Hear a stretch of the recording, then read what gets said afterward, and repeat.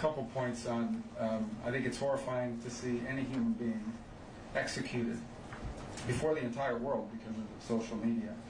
It was a particularly difficult week this week in the White House and in Washington because Charlie Kirk wasn't just someone who supported the president. He wasn't just someone that we were aware of. He was a personal friend to a lot of people in that White House. The president, to the vice president, to multiple people.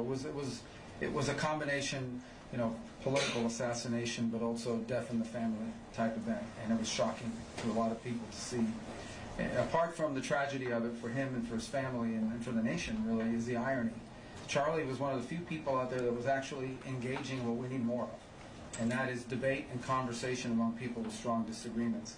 People know Charlie Kirk because of his role on campuses. He would go on college campuses, and he would actively seek out and invite people who strongly disagreed with him to come to the microphone and engage in a back and forth.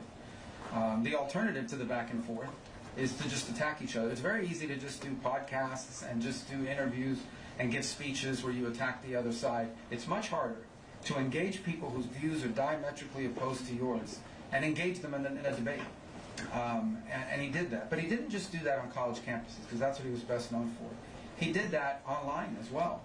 Charlie was a frequent guest on the podcasts and on the shows of people who he did not agree with. And he had guests on his show that he did not agree with. He was actually a guest on Gavin Newsom's podcast and engaged in debate with the Young Turks, and as well as going around the world engaging in some of these lecture series with people from the other side. And I don't even say the other side of the aisle, other side of ideological divides, because sometimes it wasn't just partisan. And to see someone who was engaged in what we need more of, assassinated in the process of doing exactly that. Because that's where he was assassinated. He was assassinated in the middle of that kind of discourse.